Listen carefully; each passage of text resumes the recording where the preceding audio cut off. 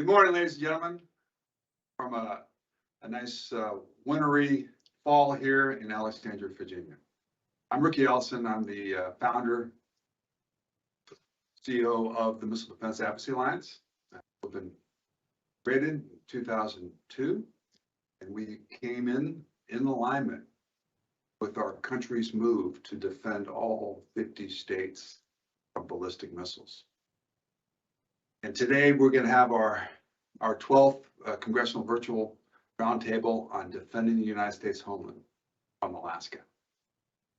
Alaska has been at the core of our national security for the U.S. homeland all the way back 1957, when we put forward the first ever DuLine sensor chain. We put the first Nike Hercules in play to defend this country from a major threat. And here, that has been dismantled as that war, the Cold War, was complete. And now we have moved into a situation where our homeland defense on ballistic missiles was driven by North Korea and driven by a couple big movements in the late 90s. In 95, when President Clinton stated in an intelligence report that the threat would not be on the United States until 2010, but he omitted Alaska and Hawaii. That drive there from two great senators, one from Hawaii, Senator Inouye, and one from Alaska, Senator Stevens, drove, along with the Missile Defense Act of 1999, drove a policy, and President Clinton put that also in lines in the first, as soon as we technically able to have a system to defeat ballistic missiles, we can deploy it. But that drove the movement to get a full deployment decision, break out of the ABM treaty, and move forward with a first ever deployment of a ground-based missile defense system operational in 2006. Today, we face a North Korea that just in 3 months, since August, has fired a volume of 48 ballistic missiles. Each one of those ballistic missile tests are helping them on their ICBMs, on everything, on their reliability and their future capabilities to be able to strike not only regional, but strategically. We've also seen, even today, you've seen Russia close to over 4,600 ballistic, cruise, and hypersonic missiles. Ukraine war. They struck today at Kiev. And we've seen the same up in Alaska and NORTHCOM, where Russian bears continue to infringe upon our airspace on a regular basis. Do that. So it's a critical mission right now at a critical time. I've just come back. Our organization was in Alaska last week, minus 10 degrees below. So it's very, very harsh weather conditions. But we were very honored to honor our best missile defenders in Alaska last Saturday. There's about 24 of them. This is the first time we brought together the whole group. We didn't segregate or separate BMD guys from our air defense guys. So we did honor the F-22s, the AWACS, we honored Cobra Dane, we honored Clear, and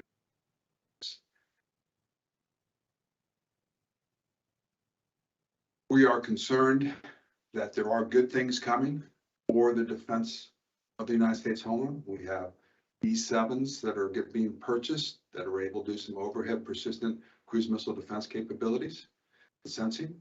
We have a couple over-horizon radars that are coming forward. And we have a brand new interceptor called the NGI, Next Generation Interceptor.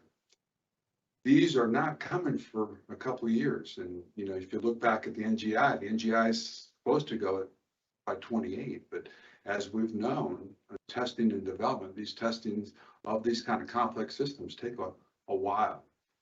So we are a little naked between now and then in terms of our current GBI inventory of 44, which is made up of 3 different generations that is deteriorating. And That is the question. How do we best prepare ourselves, best create more reliability, best give us more capability between now and when these new systems come in? Because the threat is accelerating and we're seeing that. And I do want to shout out to President Biden for that great meeting that happened yesterday. Anytime you get two leaders, Chinese president and our president, being able to discuss, it's a good thing. Hopefully North Korea was part of that discussion. But that's important to have as well. So today we've got a great panel. I'm going to give you the top, I think, in the world that can talk to the public freely. Really excited about that. So we're going to give you perspective from 3 or 4 different viewpoints team here. So I'd like to introduce our first speaker, Major General Kevin Huyck, retired. Kumaz is his code name. He was the head of operations for North. But I would like to always say that his, I think he flew 295 hours of combat and over 3,000 hours in F-15, F-22. So he can walk his talk. We're excited to hear from you, Maz, and the floor is yours. Hey, Riki, and everyone. It's great to be here with my esteemed colleagues and talking about missile defense, something that I have spent 3 decades thinking through, executing, leading, and employing from there. But before I start with some opening remarks, I just wanted to add my kudos and congrats to the team up in Alaska, Alaska Missile Defender of the Year. Great to see MDAA recognizing all of those professionals. And I think one of the things that you posted on there was that they're truly in the midst of air and missile defense. And we'll get into some of those nuances because that is definitely not something that is easily done. And as we think about Alaska, I have family members up there, very close friends way up north. I've flown Eagle jets on the range, invaluable training. But the environment is something that cannot be overlooked. I'll talk a little about geography of why Alaska. You mentioned some of the history there when you think about Alaska, where it fits in homeland defense, defending North America, the U.S. homeland, and where Alaska fits. When we talk about homeland defense design, some of the capabilities, systems, personnel, and the different services that have a presence and posture is just significant, and there needs to be some credible posture up in Alaska. And we're well on our way to having that. But as we talk about missile defense, we need to be mindful of ballistic missiles, short range, intermediate, medium range, intercontinental, as you mentioned, from North Korea, cruise missile defense, and then we can't forget the hypersonics. So in just a few minutes here, I'll quickly cover 3 areas, and then in the Q&A, I know we can dive into them. We talk about designing our defense or homeland defense design as point 1. Number 2, I'll just quickly hit on what the posture and the training emphasis we should never lose sight of. And then finally, there's a lot of nuances when you talk about command and control and integration. So wrapping that together, I'll go into homeland defense design and really why Alaska. When you put Alaska in context, up in the northern tier, in that northwest corner, we like to say the 10 o'clock position if you're looking at a clock. And why is that 10 o'clock so important? Just over 50 miles from Russia, and a lot of folks kind of forget that. When you think about trajectory of ballistic missiles coming from North Korea, they fly pretty much right along the axis, the Great Circle, right along Alaska. So posturing our ballistic missile defenses up there, posturing our air defense from a 5th generation capability or other fighters is extremely important. And then another area we need to think through is that shorter range. Based on what Russia does in the Eastern Military District, if you look at Russia and our homeland defense design, and then you parlay that to China and think North Korea, you get a lot of different problem sets. So in a design for the defense, Alaska is that U.S. anchor point at that 10 o'clock position for the homeland.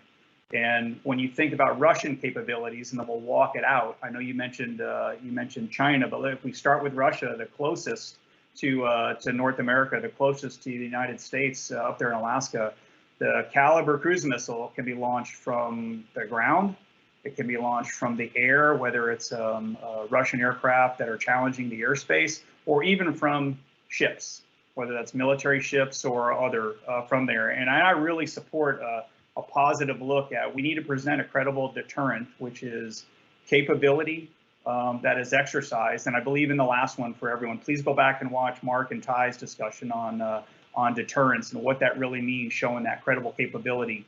But up in Alaska, being unique, it also enables force and power projection. Alaska sits up in a strategic area on our globe because not every aircraft has enough gas to go from the continental United States over to a forward base over in the Indo-Pacific region. They stop for gas in Alaska, or the tankers launch out of Alaska and do air refueling.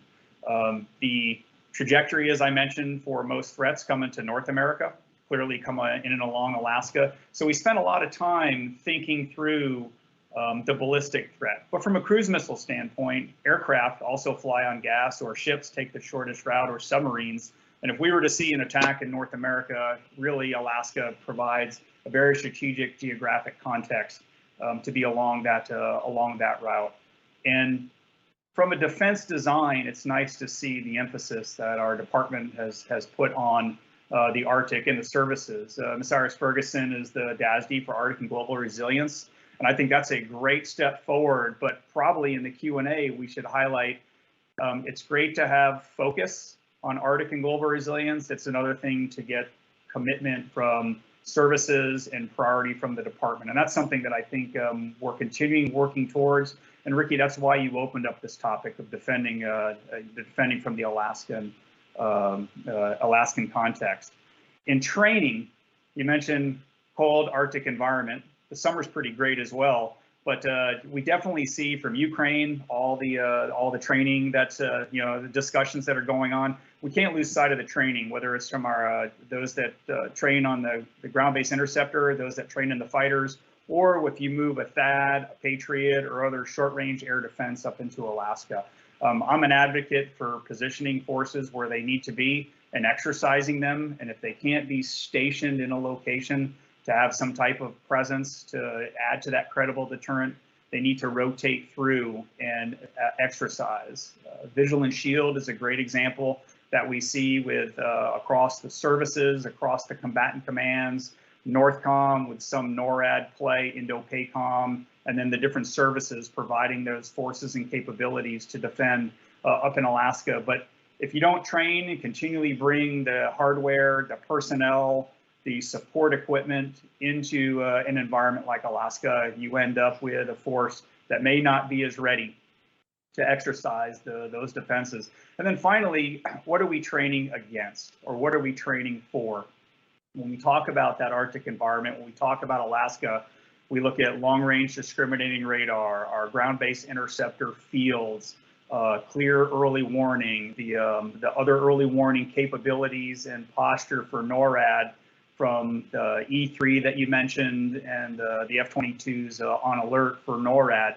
That Arctic environment also needs other service commitment to exercise with those air and ground missile defense forces to really be as credible. And I've been a big proponent for 3 decades in my time in the Air Force for organized, train and equip, train like you fight and fight like you train. And that's an area where that integrated deterrence really needs to guide us and guide the services to provide additional focus and capability up in the Alaska region. And then finally, integration and command and control. And then we'll, I'll hand off the mic to Greg, I believe, next. For command and control, there's such a nuance when you look at the way our unified command plan has the lines drawn with INDOPACOM, with NORTHCOM, with forces in support of NORAD, North American Aerospace Defense Command, with Canada for the air defense of North America. And then you can't forget, just look right over the North Pole and you see EUCOM. So those 3 combatant commands with NORAD have kind of a unique perspective on how that collaboration, coordination, and integration needs to take place. And a lot don't know the forces in Alaska are in the preponderance under INDOPACOM. So you can see already with 2 different combatant commands, a commander charged with the defense of the U.S. Homeland, General Van Huyck at NORAD and NORTHCOM, and Admiral Aquilino and Indo-PACOM. Clearly, his staff, his team needs to be in lockstep in coordination at the most senior levels to make that as smooth as possible. And then finally, when we talk the services, the Air Force and the Army both have Arctic strategies. And when we talk about the future of a truly integrated air and missile defense, having the services throw money and commitment in personnel, in support infrastructure, and then in equipment up into Alaska is an area that definitely will provide the future of defense. Everyone's tracking the advances and the threats. In order to counter all those advances and threats, whether it's North Korea, China, Russia, and that trajectory that I talked about coming in and over Alaska is really an area that we need to lean forward into. And I'm a huge proponent, as I've been when I was at NORTHCOM, of having the services commit resources and personnel to at least habitually train in the environment and practice working together. And then that enables all the combatant commands to be even more effective. And we saw that in early spring with the ability to move some short-range defenses up into Alaska, and we just need to keep exercising there. So let me pause. I'm sure in the Q&A I can get into more specifics, but Riki, I'll hand the mic back to you for any immediate questions. Sure. Phil, when we look at the command and control of these two separate missions, they've been separated, where NORAD has the air defense mission of NORTHCOM, of North America. And NORTHCOM's got the ballistic missile defense part of it. How do we merge that? Or is that unmergeable? Are we going to continue being separate with that? We did notice the DepSec assigned the U.S. Air Force a cruise missile defense architecture to build off of that. And if we go back to the 50s and the 60s, not only were the bases up there with the Nike Hercules and the sensors to defend the lower 48, but they were also there to defend the projection power forces in Alaska that goes out on the offense for deterrent.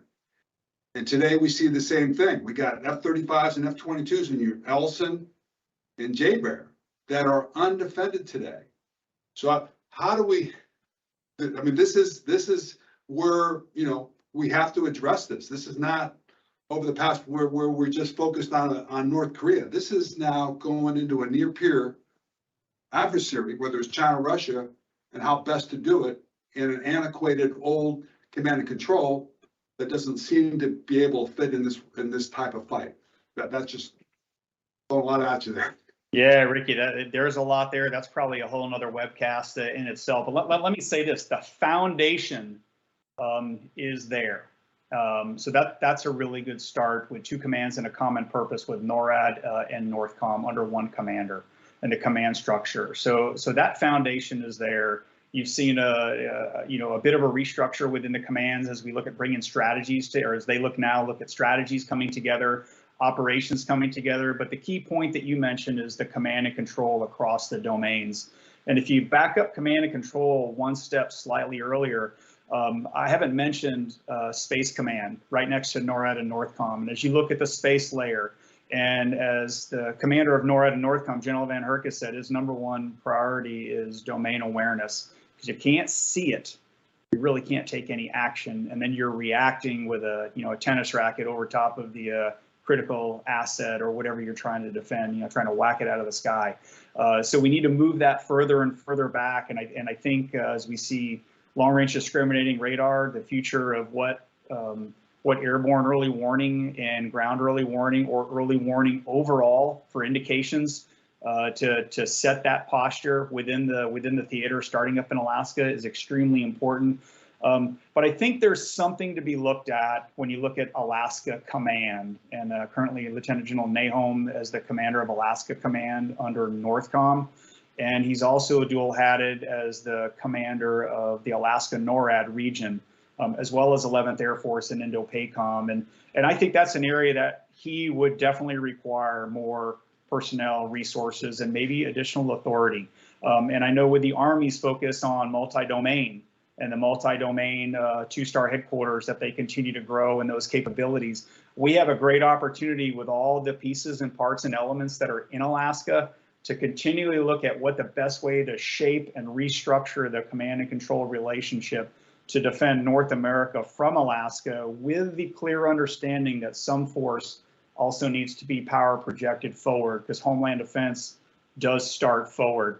So I didn't give you a circular answer. I told you there's a couple of areas. Command and control is extremely difficult. And for those online that have worked in command and control or have a question mark, there's a lot of discussion there. And it needs to be beyond just relationships of how folks get along. It needs to be codified and very clear with roles, responsibilities, and authorities for who is responsible for defending what and with what hardware that's out there. So a little longer answer than I wanted, Riki, but the foundation is definitely there that the commander of NORAD and NORTHCOM is really leaning into. But just one more question for Matt. Our dependency on Canada to be part of the solution, which is in NORAD, but we don't let them be part of the solution in BMD. How do we, I mean, we've got to fix that, correct? Or we got to be able to bring both ballistic missile defense and possibly hypersonic defense and space defense in with our partnership with NORAD? Or do we just keep it separate and try to do this without them? Yeah, so I'll take the first part of the answer is, clearly Canada is a sovereign nation in a partnership, very close partnership with our closest partner and ally, just to the north for the air defense. I know there's a lot of discussion, or there has been a lot of discussion for the ballistic missile defense, but I've always been a proponent of there's opportunities. There's opportunities for early warning. There's opportunities to think about what the space layer or other command and control contributions could be to the overall integration of those assets. And we do rely on Canada to be a good partner, because just like Alaska, as you look at where Canada is attached to the continental United States and Alaska, it's a significant geostrategic position for all of North America based on proximity, power projection, and the ability to have sensors for early warning. You mentioned some over the horizon,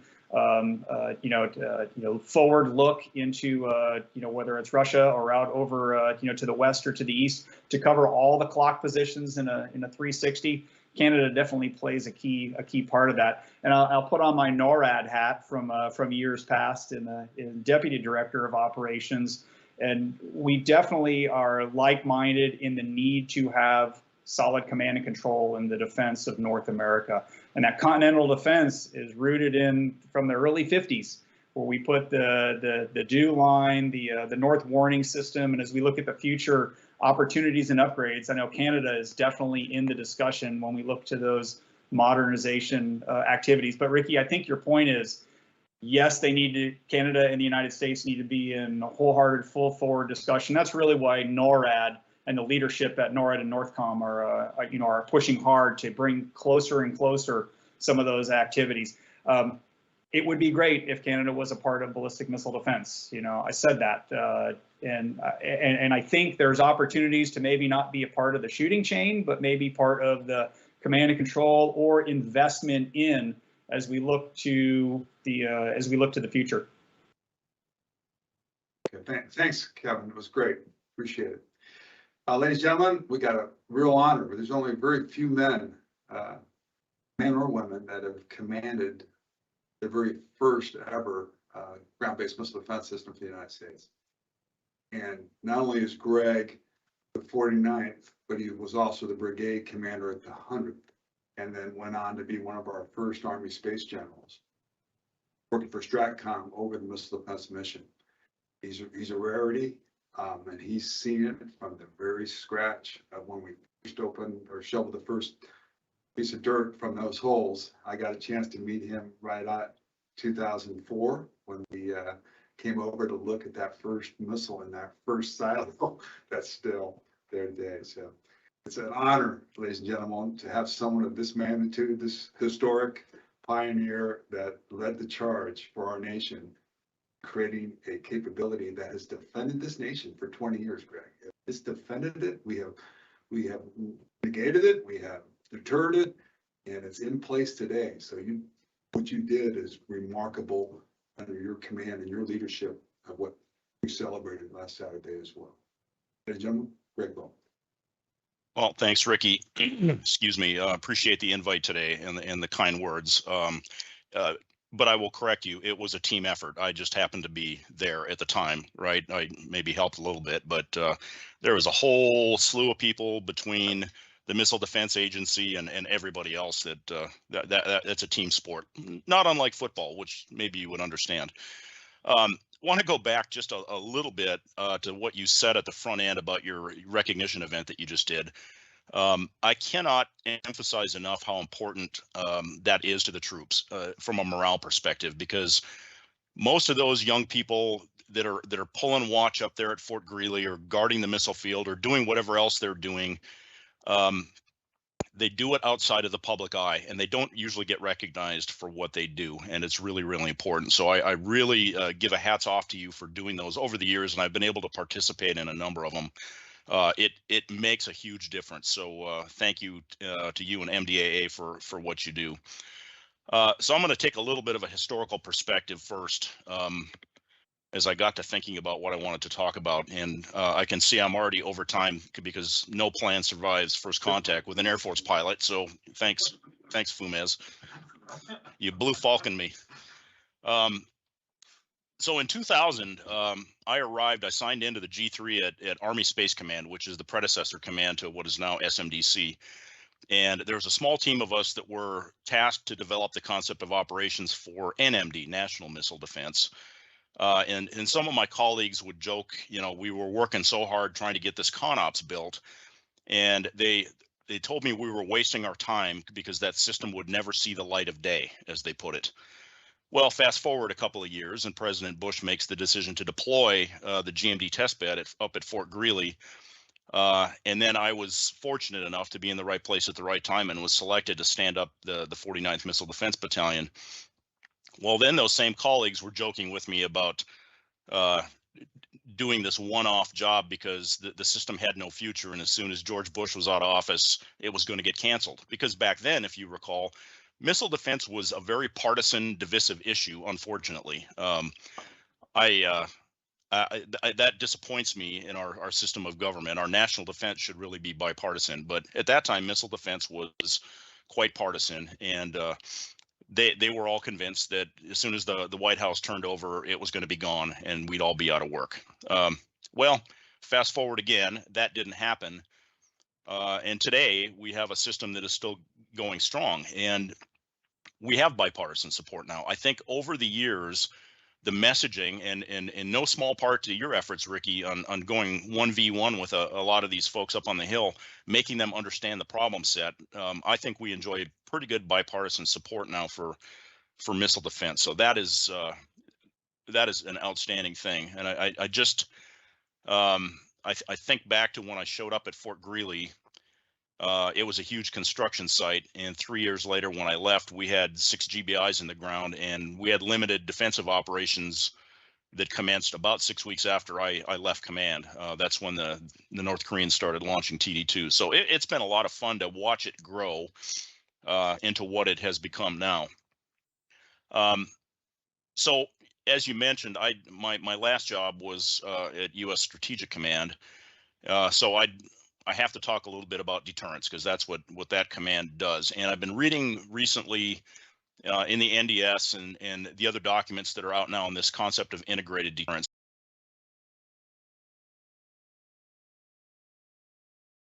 Launch missile defense. There was a number of concepts over the years, but it was never really encapsulated into the overall deterrence discussion. And it is now, and that is good, because we need to have that discussion. As the problem set has got a lot more complex than it used to be. Deterrence used to be a bipolar thing with us and the Russians, and then on the the outside we had the China threat, which was very limited, the North Korea threat, which is growing. Well, what's changed now is Admiral Richard recently put it, is a breathtaking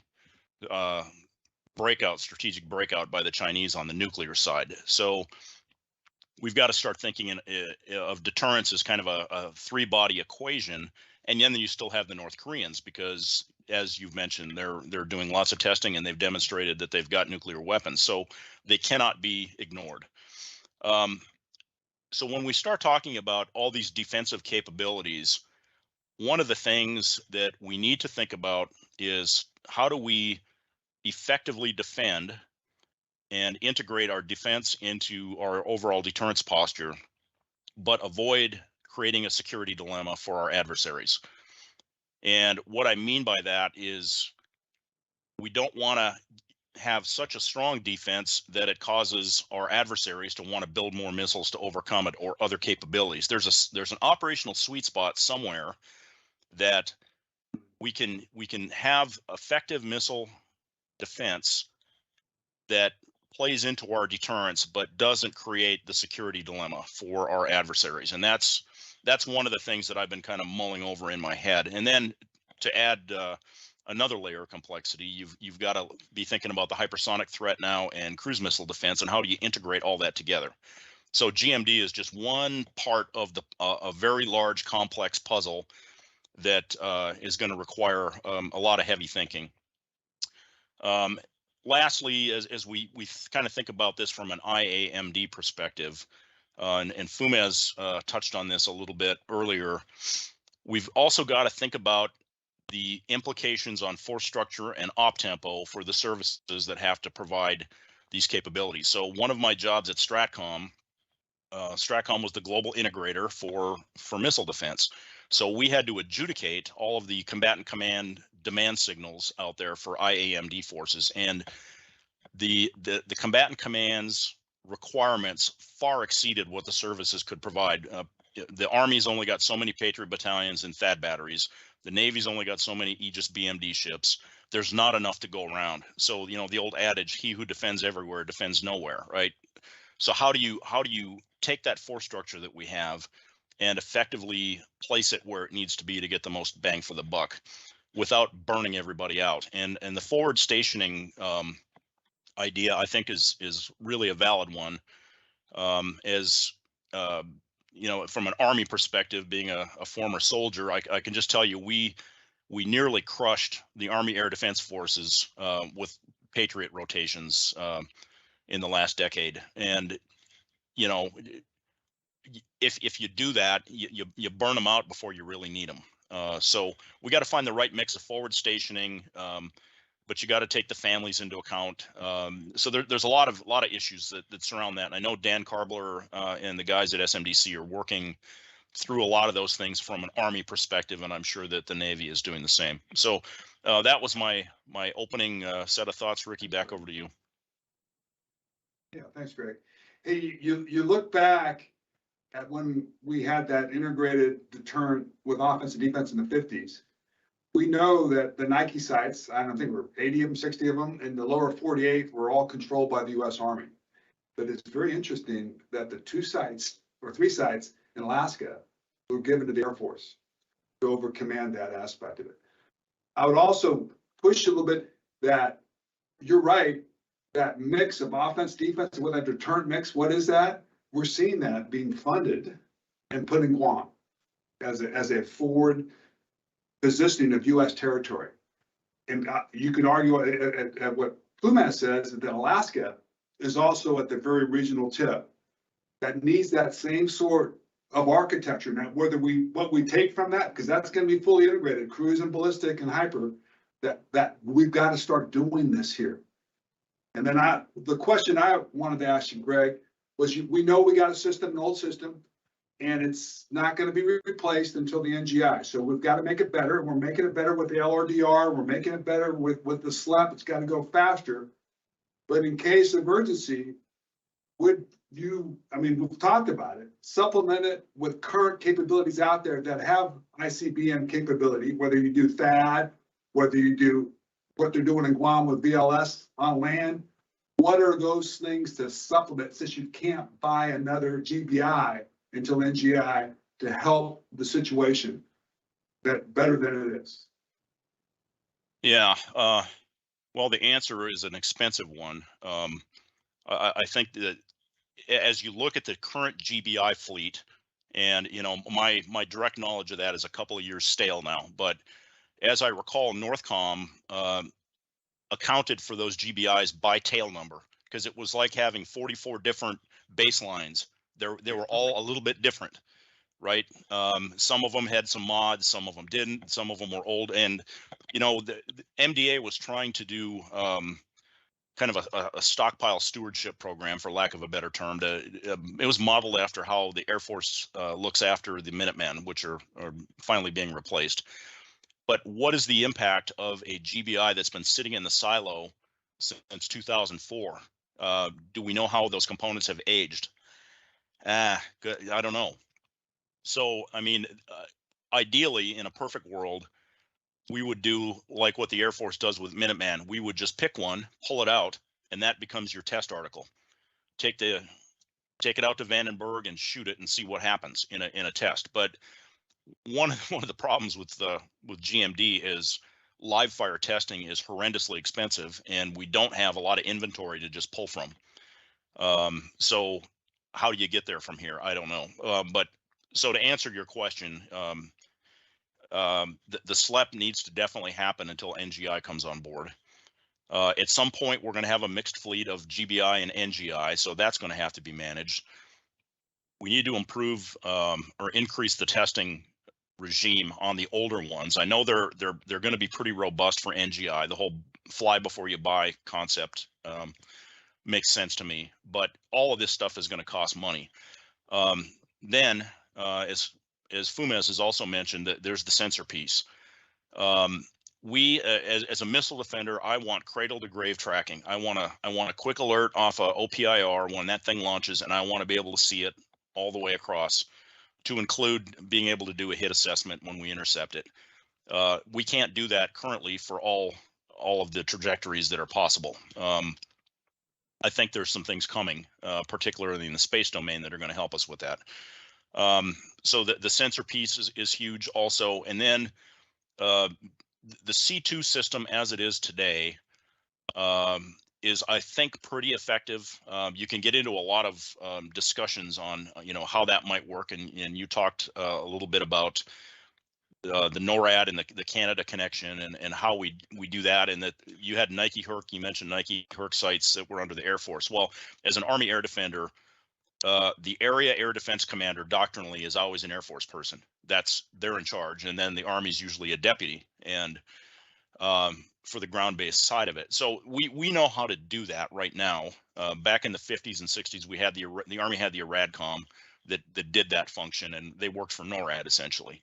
But I think there's some tweaking we could do on the command and control side, and with some of the TTPs that I don't want to get into in this forum, but there's a lot of things that we can do to kind of optimize the system a little bit more. That's a long-winded answer, but hope I got to what you were looking for. No. Absolutely, Greg. You know these missiles are 80 to 100 million probably. Yeah, that's a lot. The tests for one of these things are 200 to 300, maybe 500 million.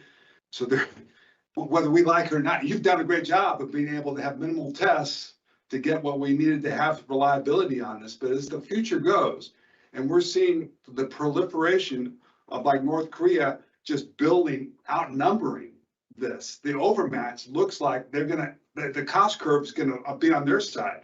That's coming on top of that. And now, like you said, how do we deal with that? With this, do we go to space? Do we do other effectors in future development of this stuff? Or how we got to hold it? And I know it was a little bit easier for you when it was just North Korea, but if you start pulling these other big boys in here, it's going to be very difficult to be able to do it. And we haven't made that policy position yet, but that looks to be very close because of what Russia is doing and possibly what would happen in Taiwan.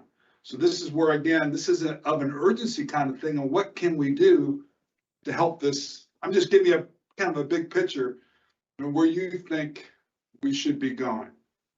Or can we stay the course like we're doing? Not being able to test like you want to test. Yeah, so part of the problem, Ricky, with the testing, in my view, is we've got a cultural problem that we don't tolerate failure. We learn more from failures in testing than we do from successes.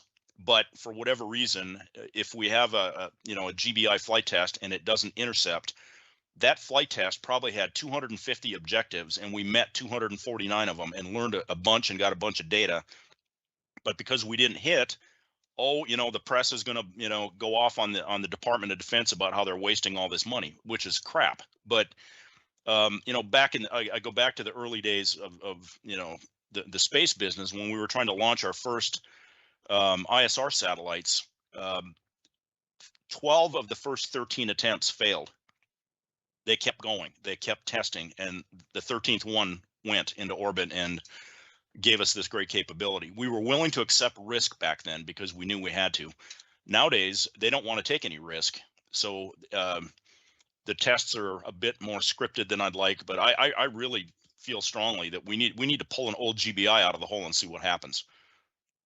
My view. And Greg, you're absolutely right, because the political of destabilization and missile defense was part of that debate that you were part of. We were part of that fight politically. But it's no longer a partisan fight anymore. That's right. Done. It is done. People understand that is the threat that's coming, and that we are in agreement that we have to defeat that, or have some capability to defeat that threat. That's happening now on that. So again, I go back to cost curve on where we're going with this thing, because it does seem like the cheapest way to do this in the long term is in space, where 80% of that flight's going through there, or left of launch on that aspect of it. But we're not there. We have to wait that out, and the patience. I don't think that the now commander of the brigade or the battalion is not in the position that you were in, that was so partisan on top of that. Just one quick one before I go to Mark. They made a decision to move the man, train, and equip of GBIs from STRATCOM to NORTHCOM. What are the effects? I mean, that's something that the NORTHCOM commander now has his own missile defense, where he didn't before. Just if you can really sum up what that decision, if that was a good decision or not a good decision on that. Yeah, well, it landed at STRATCOM because STRATCOM became a bucket for every mission that nobody else wanted for a while. So at one point, STRATCOM had 12 different missions. Now they're really down to strategic deterrence, which is where they started, and that is probably appropriate. STRATCOM was viewed as kind of the impartial third party to adjudicate all these missile defense requirements from the combatant commands, and then dole out the forces or make recommendations to the Joint Staff on how to dole out the forces. So we viewed ourselves as kind of the referee, basically. When you've got more requests than you have resources, how do you spread the peanut butter? So that's kind of what we did. It makes sense for that business to go over to NORTHCOM, because NORTHCOM is the warfighter. NORTHCOM is the end user of the system. There's some nuances, and that's what slowed this down for so many years, is NORTHCOM and their Army component R North lacked the capability and the expertise to do all the Title 10 organized, train, and equip functions that Army Space and Missile Defense Command had been doing for 50 years. So that level of expertise didn't reside in R North, where it did in SMDC, which was the Army component to STRATCOM. So that part of it made sense. I don't know what I think SMDC is now a second ASCC, Army Service Component Command in NORTHCOM, I believe. So yeah, Karbler has a lot of hats, but he can sing and dance. So so it's all good. So I think it's good. It's there's continuity of effort now, and I think it gives the NORTHCOM commander a little bit bigger say. Not that he didn't have a say before, but we'll have a bigger say in the future. So I think it's a good thing. Okay, great. Thanks, Greg. All right, we're going to turn it over to Mark. Mark is on our board, and he is head of cyber for the Senate. He's a great expert on missile defense. Mark, all yours. Hey, thanks. So I think a lot's been discussed about the ballistic missile defense. I'll just add one. I know it was referred to earlier, but we are finally completing the long range discrimination radar. Bringing an S-band radar. 1.5 billion. It better be really good at detecting ballistic missile threats to Homeland. And then I think the beauty, and I guess it's now, I used to always know it as Clear Air Base, is now Clear Space Force Station. And that's important because I think it has a secondary mission for space domain awareness. So I think this is an important event. And look, we tend to forget things. We fought that battle 5 years ago and 7 years ago, and then things take time, and you do a little bit of appropriations battle 3 years ago, and now we're there. And we got to remember there are some successes in this, and that's an important thing. I remember when we first were building that, we really were thinking about discrimination capability from North Korea. So I really, there was the North Koreans. I think we can now publicly say, we're trying to figure out how to put decoys in their systems, and so it's important for us to be able to really get the right target. What I wanted to talk about a little bit was the hypersonic and cruise missile defense aspects of this. And first, in hypersonics, I can't tell you enough. I worry that DoD and particularly the political side of DoD tends to say, well, that was an idea of the previous administration. We're going to rethink this. We don't have this option in hypersonic. I'm going to tell you right now, the deterrent aspect of hypersonics, and I mentioned deterrence last time we were talking, but I'll put it in a hypersonic context. If the adversary gets significant offensive hypersonic capabilities and capacity, it will not matter whether or not we have offensive. You can create a deterrent defeating effect if your adversary has no defense against your system, right? And you can't, we're not gonna be able to fall back on mutual assured destruction as our in hypersonics as our defense here. If the Chinese can aggressively destroy our capability and capacity throughout the Pacific with a prompt strike, and we have no defenses, they're going to begin to understand there is no actual deterrent. If they can hold us at risk because they have first mover status, because they're the authoritarian regime, we're in significant trouble. So we absolutely have to, we're not trying to catch up with our own offense, with our hypersonic defense. We're trying to catch up with Chinese and Russian offensive capabilities. So we absolutely have to commit ourselves to the glide phase interceptor. We have very limited hypersonic capabilities, right? The Missile Defense Agency says with an existing system, but the reality is to get it, the hypersonic glide bodies that you see in like DF-17 and 21 missiles from China. And by the way, the DF-21, from what I can tell, they're going to launch it from anything. I mean, they've got it on they're advertising it on an aircraft carrier. It's destroyers, it's aircraft. If it wouldn't sink the fishing boat, they'd have it on Grandpa's fishing boat. All right, they are going to be launching this from everything. They're going to have a lot of capacity. We absolutely have to have an ability to shoot it down. And right now, I think that's going to be based on something that gets launched from a Mark 41 vertical launch system cell. A cell associated with that system doesn't mean it has to be in a Mark 41 VLS launcher, but from that, and we need to absolutely commit ourselves to that. We can't suddenly have like a come to Jesus, 6 months or 12 months from now where we go, we're going to stop that and move to something else. We absolutely need to continue to press down this. If you have another good idea, I'd fund it and have two good ideas going, because the one thing I can guarantee you is the only thing less likely than two good ideas working is one good idea working, right? So let's get this moving. Our adversaries are betting a significant amount of their farm on hypersonics as a asymmetric advantage over us. So in that regard, we've got to push the glide phase interceptor. And one piece of good news, Riki, is I really think we're getting to the place where the department has figured out they actually do need a Mark 41 VLS in Guam. So when we do get a glide phase interceptor, we'll have a place to park it and help defend Guam against that. And I know Guam's you're going to need a lot more than one 32-cell launcher spread throughout that. In the end, we may have like the number of launchers that they were thinking about when they had trucks doing this mission. Just there'll be 32-cell launchers, because I mean, this is a tough adversary. All right, so that's the first thing, hypersonics. The second is on cruise missile defense. And here, our good friend Ty Thomas, if he was on, he would remind us that the Air Force, they're like a dog that caught a car, right, with this cruise missile defense and the Homeland mission. They caught it's a $30 billion car. Maybe, and I might be lowballing it there, right? And obviously they got no money with it. So we've got to figure this out. First, they need to get it. Someone needs to actually push them funding for this.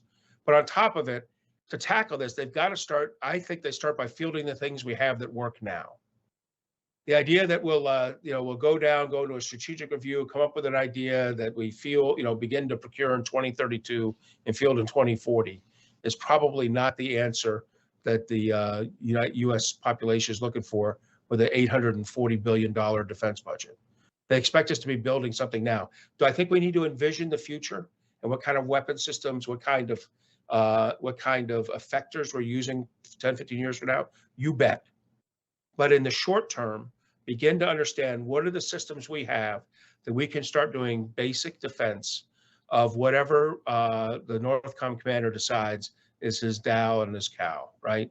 His cow, and then from that, his Dow. The very limited number of assets that we will defend.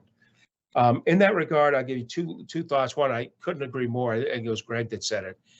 If we start using Army units in this mission, much like if we start to put them out in Guam, we need to use them in a forward stationed condition, which is to say, permanently stationed in that area.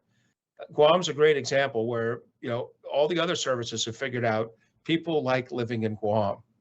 And it's a high quality of life. We have commissaries, exchanges, MAC flights, schools. It's good, and people enjoy it. And I think we should do that and take the pressure and the burden off the Army Air Defense Artillery forces and their families with this just insane rotational deployments, which made perfect sense in the Middle East, where you didn't have the commissaries, exchanges, the schools. You did have the MAC flights, but you just couldn't do that. So that's the first, is commit ourselves to getting stuff out there, use forward station forces. And I just want to make one more pitch. You've heard me say it before, but we've really got to take a hard look at dirigibles. We have to take a hard look at persistent air surveillance. And here's what I'll tell you. Like, I love the E-7. I advocated for it for the last 6 or 7 years. It wasn't called the E-7 then. It was a Royal Australian Air Force aircraft that we were advocating for. We love the E-2D. Services are not going to assign either of those to a persistent Homeland 24/7 mission. Plus, that's just too limited. That one plane, you'll start to really burn its readiness out. A dirigible, you're not burning its readiness out when you put it up in the air. We know how to operate dirigibles. I know we embarrassed ourselves for a few hours with the J-Lens. But let's be clear, that was a 20-year mission or a 17-year mission with a couple balloons. I mean, we know how to operate these. The Israelis have taken our ideas, they often do, with a U.S. company, are doing it now. So the two countries that really understand missile defense, the United States and Israel, have both come to rely on dirigibles in their most important missions, defending our national capital region and for them defending their homeland against Iran. We need to re-engage on this issue and figure out where we can put them and have a good, competent system for how you bring them back in and put them in a safe condition when there's inappropriate weather. But that's it. We absolutely have to embrace these. So if I could fall back on this, we got to invest in hypersonics. You got to keep doing what you're doing. If you think there's another type of solution out there, fund it and have two solutions going. But don't come off of the one that you're already working, the glide phase interceptor.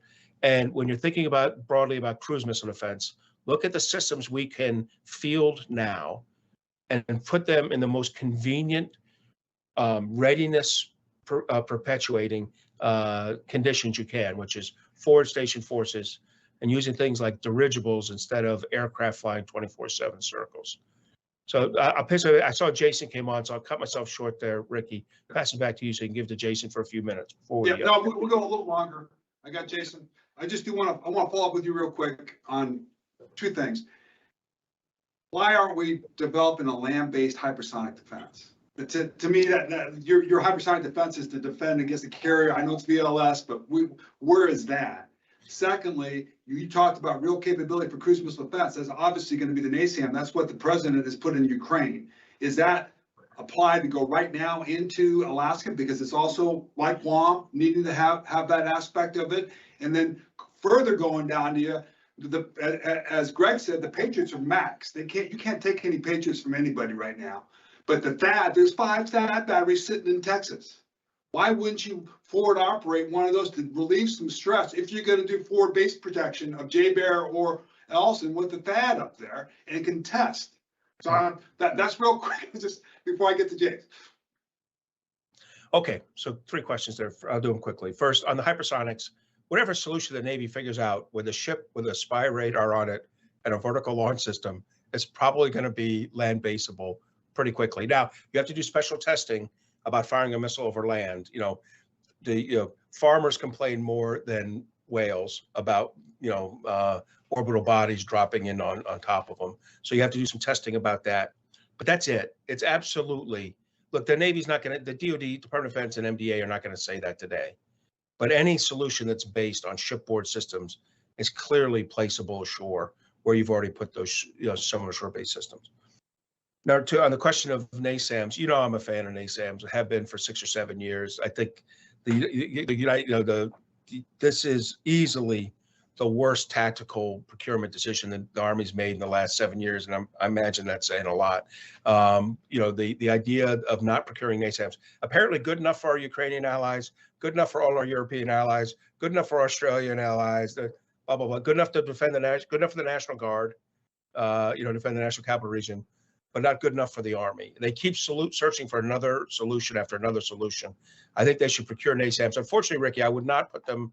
I might put them in Alaska around clear some of the air stations there because they're forward. But the first ones I'd procure would be in Massawa, Anderson, Ramstein, Mildenhall.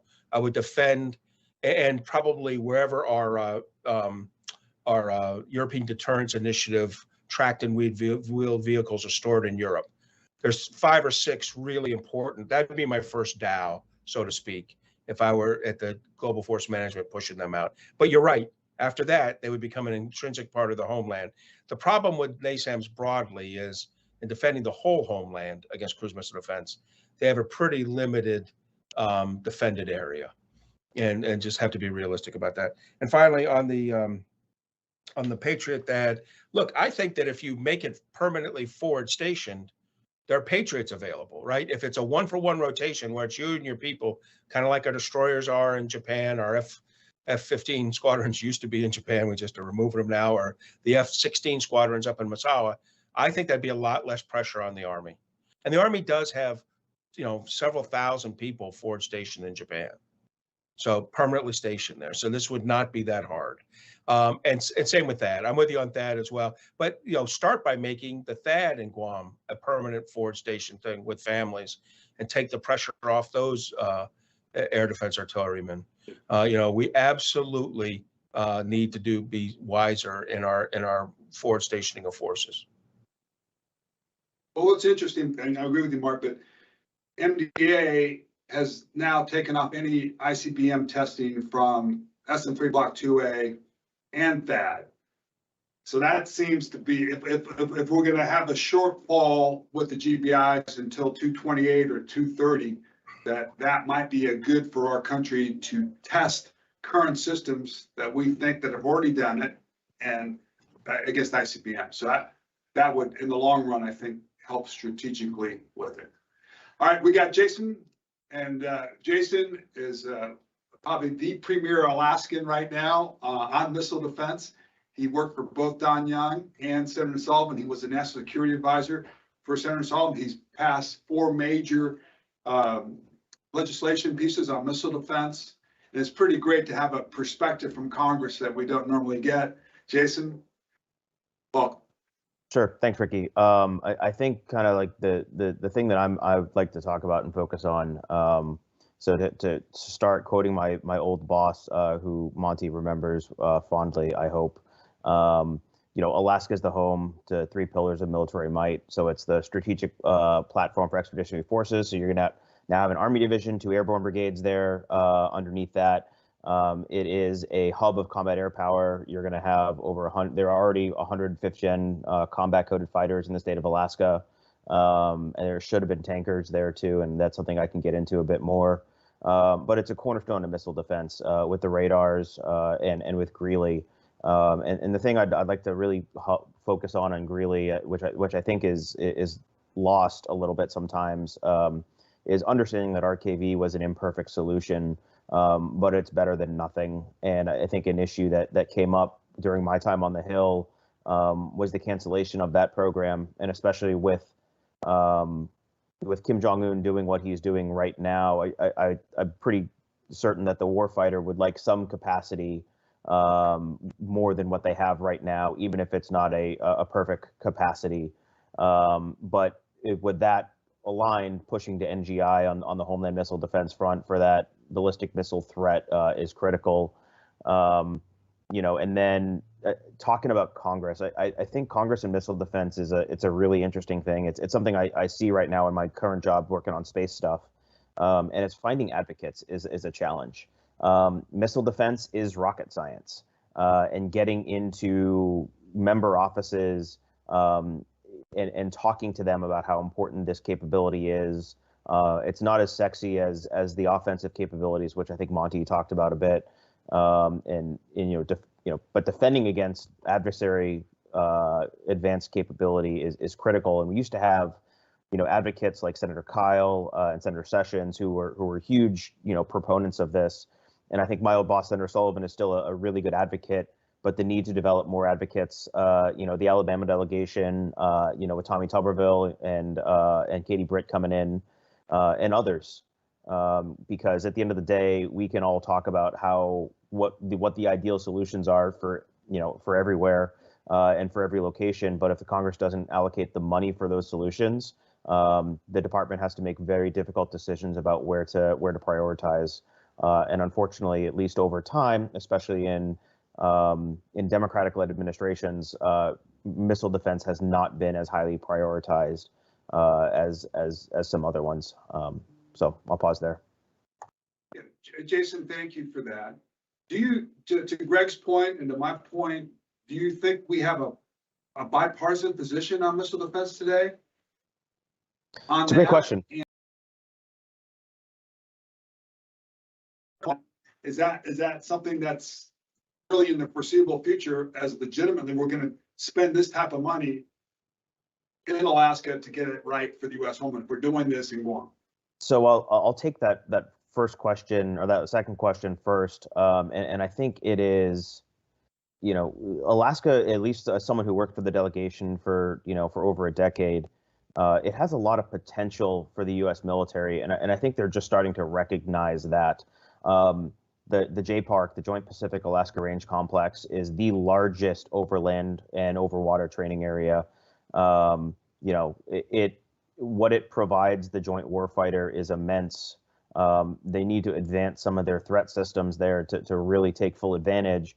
But with 5th gen especially, time, space, distance is the big challenge. And Alaska is literally the only place that the U.S. has control over that we can do some of that high-end fighting. And so what I've always said is that if you invest dollars into the state of Alaska, and it is expensive to do things in Alaska, but if you invest, the value proposition on the back end of that is huge. And so, it is why, I can't be remiss and say that, without mentioning the Billy Mitchell quote about Alaska being the most strategic place on the earth from a military perspective. That's kind of, par for the course for anyone from the delegation. But the fact that we have the amount of combat air power there, the fact that Greeley is there is not by chance. And so it is something that, at the end of the day, if we don't make those investments into the state of Alaska, and don't get me wrong, Guam's important, but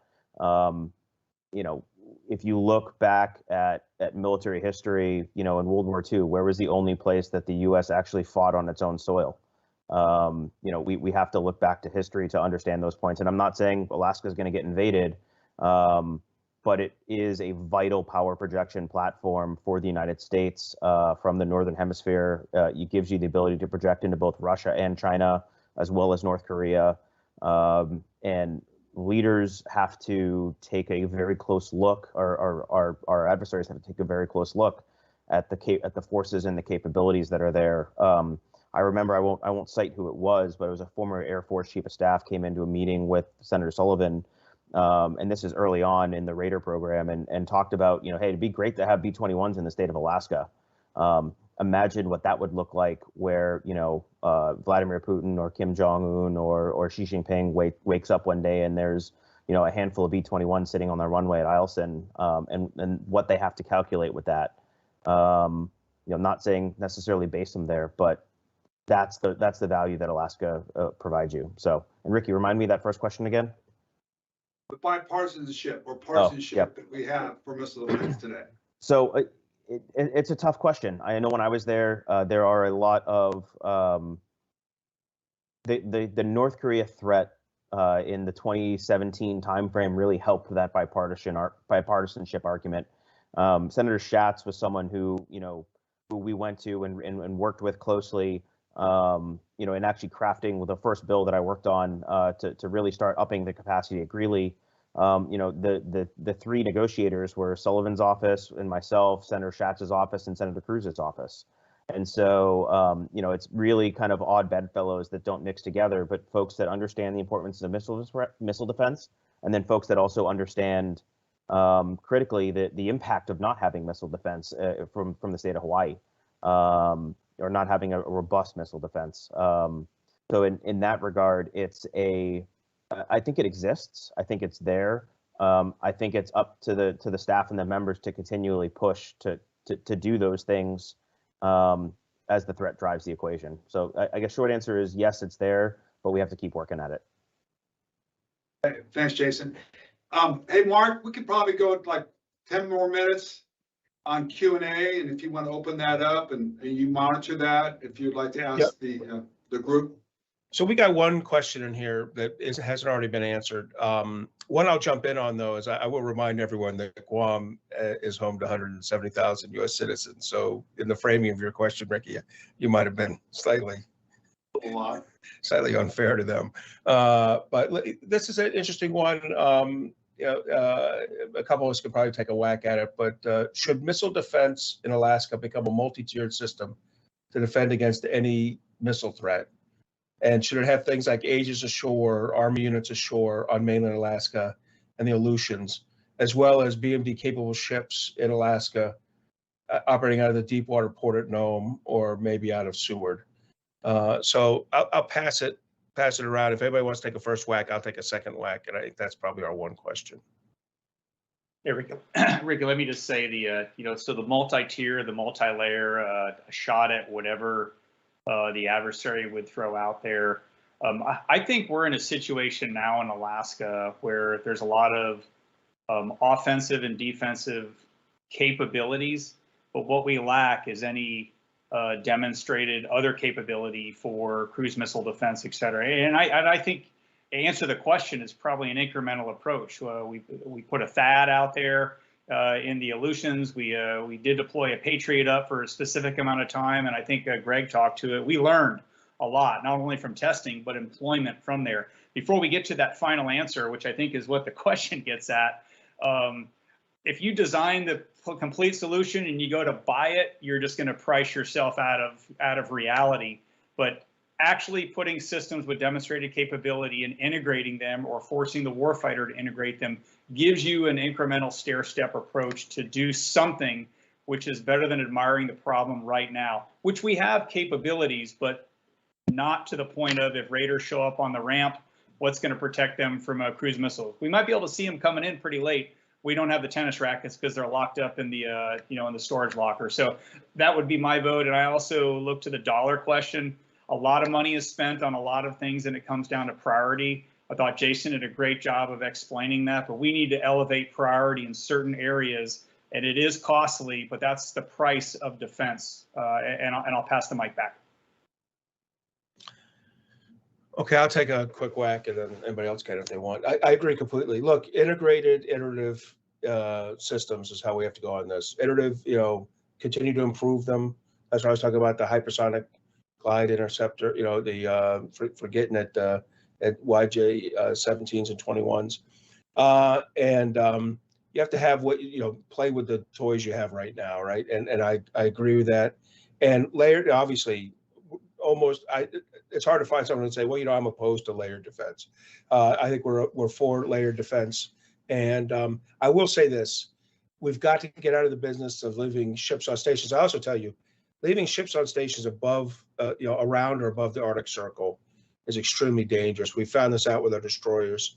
That we beat they were not built for the kind of beating you get up there in the temperature of water that's up there, and has caused a lot of damage to the bows of the destroyers that have operated up there during exercises. So we have to be sensitive to that. But certainly you can surge capability or capacity if needed.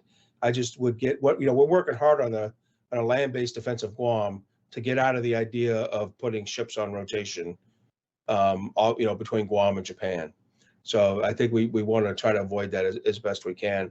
But I would go for the layered defense. And I think this gets back to, if it's an American state, should be a forward stationed capability, right? It should be a permanently stationed capability. I think all of American states are considered, equitable places to live. I get that if you get into very north, if you go up to Nome, there's a limit on how many people you can permanently PCS there. But that would probably be where I'd pull my limit. And even then, it's not, we can have people PCS there.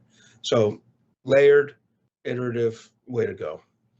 Anybody else have thoughts before you kick it back to Riki? Yeah, I'll jump in real quick. So, Monty, on that note, I think, one of the things I pushed for a lot and you probably remember some of these coming across your desk is, ice hardening naval vessels, not a small amount.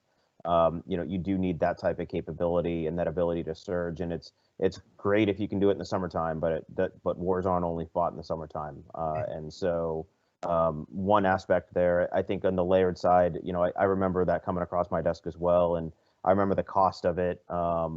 I think there's a way to trim that when you look at critical power projection nodes. So what do you need to put forces out the door? What runways, what APODs, what SPODs do you need? That's where you prioritize those types of investments. Because at the end of the day, if we can't get forces into theater, then we're kind of toothless and we don't really have the capability that we need. That's that for me, and obviously American cities hopefully protected more so from that that Homeland missile defense system layered together gives us the capability that I think we're going to want and need for this this new type of adversary that we're facing. So okay. All right, thanks. Hey, Riki, over to you. Mark, I just want to ask the group one question before we close our remarks. Can we wait as a nation to 2028 or 2030 with what we're doing now, with no layered missile defense capability on ground, with the current GBIs in play? Can we wait with what you're seeing in the threat today? Because there's a lot of people in DOD that want to wait because there's new systems coming online on 2030. But that's the question I want to just go around the room a little bit and just, I'll start off with Fumaz. What would you say on that? Riki, I would say that 2028 was specifically chosen, based on the testing, the incremental capability to get to an NGI, and I can no longer speak for Northcom, but clearly that is an imperative to meet that 2028. I would take the Bravo part of the question to say we can't afford to have any delays and slip beyond that. And to Greg's point about testing, we'll learn a lot from testing, but we have to be ready to accept that there is an incremental growth in capability, much like we're schlepping the current ground-based interceptors. There will probably be a future of improvements and enhancements, but to get next generation interceptor in by 28 is really key. Between now and then, I think the time for good ideas is probably past between now and then, and move full speed. The RKV point, I was told never to say RKV, right? Because it was canceled, but we don't want to be in the same element from there and being an old Raptor guy. Same thing. We don't want to be in the point where we're having remorse about decisions that were made when we were on the cusp of moving forward.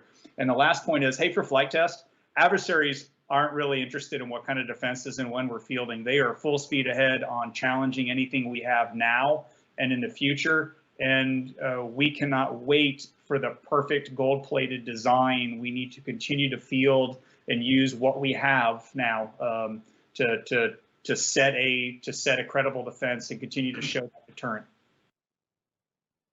Greg? Well, Riki, the old axiom, the enemy gets a vote, comes to mind here. So the strategic environment is changing rapidly. We're seeing a breakout in Chinese capability. The Russians have invested heavily in a bunch of offensive weapons while their army has underperformed. They still have a lot of nukes, and then the North Korean threat and potentially others. So in my view, perfect is the enemy of good enough, and we're going to have to. You go to war with what you got. And I think given the current strategic environment and the threats that are presenting themselves, we can't wait. I think we need to do something now and continue to work incrementally towards more capability in the future. Over. Hold that on. Thanks, Greg. Jason? Sure. I think on NGI test. You gotta, that was a key thing we worked on. Failure is not failure. Get something out there. If it blows up, if it doesn't work, that's okay. Keep testing. It's how von Braun did it, and we've gotten too far away from it as a country and gotten too risk adverse. And I thought General Hyten's comments, several months ago, about Congress also has to assume some risk as well in terms of funding its programs. You can't go fast if the money's not there to do it. And so in that regard, to my former colleagues on the Hill, pick some things, ride or die with it, and believe in it, and just try to get it out the door. I agree. I agree with Greg. It's you got to go to war with what you have, and if you're not testing, iterating, and spiraling, then pursuing leap ahead doesn't really help the warfighter until it actually delivers. Last thing I'll talk about is deterrence has to be credible, and so for me, not relitigating old decisions as at all, but it's having capability and capacity in the ground does help provide some modicum of credible deterrence. And that's in essence what we really need here, and that's what missile defense is really meant to do. Like all of U.S. military capability is to prevent us from actually having to go to war. And so you got to have the capability. You have to show the capability to some extent in order for your adversaries to know that it exists and know that they're going to have to plan or fight against it. So It's just as a little reminder, President Obama and his administration said that requirement for GBIs was 64, and they bought those extra 20 silos. We got 20 silos sitting in the ground right now, as you know, fully paid. Well, I mean, the original plans were 250. Clinton had 250 at one point. They got sized down. There's room for 100. There's probably room for more. I'm just saying the threat has gone way beyond what it was when they made that decision. Sorry, just to pull on one point, and this is something we had talked about, and I don't know if it's even doable from a technical standpoint, but having some type of system where it's a road mobile GBI of some kind. I know that's hugely technical and really difficult, but especially with the way that the threat is advancing, both ballistic, hypersonic, and cruise, and you don't know where it's coming from or where it's going. Having some type of flexibility, not just in the state of Alaska, but other places, I think is worthwhile looking at. So that's again the silver bullet. That's past 2030 before you get that. That's something that we were trying to force on Guam. That's not ready yet. We got to, like everybody said, we got to play with what we got to an extent. Yep. Mark, what are your thoughts on? So first, I attach myself to what was said, and I do think you mentioned earlier the idea that we need to be testing some of our other systems for their missile defense ICBM capability. I'm not sure why we stopped on SM3 Block 2A, but you'll probably need to, just so we have an understanding. I don't think a test, as one of the older missiles ages out, you can use that, so you're not costing yourself a lot. In these kind of tests, like usually in a missile test, the cost of setting up the range is the big thing. Actually, in ICBM tests, it's the cost of the missile and the target kind of added together. So some of these things are aging out. You can use them, and you can get some value out of them on the way out the door. So, from my perspective, I think that's what we ought to be thinking about. I'm pretty sure the Japanese would appreciate that test as well. All right, that's all I had, Riki. Back to you for closeout. We'll just do closing remarks, but I would say that we deployed a THAAD on Hawaii to defend from ICBMs without it ever being tested against an ICBM. So I know we technically think we can do it, but that kind of stuff needs to be done in the process. It's in the budget. That's what MDA does, and we go. Hey, great discussion. Just want to walk around real quick on closing remarks, and we'll knock it out. So go ahead, Jason. We'll start with you, bud. Sure. I just want to say, thanks, Riki, for hosting this. Super important topic. I think, maybe to push back, not push back, but to push on and reemphasize, the work that those are listening and can do in terms of helping to talk to your members of Congress, getting into those offices, getting in, talking to those staff, getting interest in this, and expressing how how critical missile defense is to the nation. Offensive is super important, as everyone recognizes. But to quote every famous football movie, defense wins championships. So I'll stop there, and I know my man Riki would like that as well. So Thanks, Jason. Kumaz? Yeah, I'll defer the rest of my time to Greg, but I will say that the adversary does get a vote. That's a great point. Keep the throttles and afterburner. We have to do things that keep them on their heels and keep them guessing, and that's demonstrating capability, continuing to test and move faster. And I do fully support the need to do integration. It's not just a single service in charge of one installation or defending one area. We have 3 combatant commands. We have NORAD and multiple systems manned, trained and equipped, organized, trained and equipped by different services. There is an integration gap and seam that needs to be resolved as well, in addition to fielding capabilities. And don't forget that where the great state of Alaska sits in all that defense design. And then NORTHCOM, NORAD integration is critical too, as we discussed. Greg? Thanks, Riki, for putting this on. Great discussion. And I have to compliment you because you somehow managed to get an Army guy, an Air Force guy, and a Navy guy to be in violent agreement on just about everything. So we fought some epic battles while we were still in uniform, but at the end of the day, we're all on the same team. So it's great to see everybody again. Thanks. Great unification. Thank you for that, Greg. Mark? Greg had it. I like that, and I think we can all agree that Congress has got to help fund this, whether the department puts up the right budget or not. I think that's what's going on right now behind closed doors, and Russell and in Longworth, in the different Senate and House office buildings. Back over to you, Riki. Yeah, hey, what a great discussion. The timely discussion. It was needed, and it's going to move the ball out. There's no question that we have to fight with what we've got. We've got to fight with combat-ready capability, improvement capability, and Alaska is a critical point. And if we're going to spend that kind of money in Guam, we definitely need to spend that kind of money in Alaska defending our homeland every possible way we can until the silver bullets come. And the silver bullets aren't coming time enough. We have to get this thing done. So thanks for opening up that discussion, debate, and ideas to the audience and to Washington, D.C. So appreciate your time and effort. Thank you very much for giving your time. Defense always wins championships. See you, man.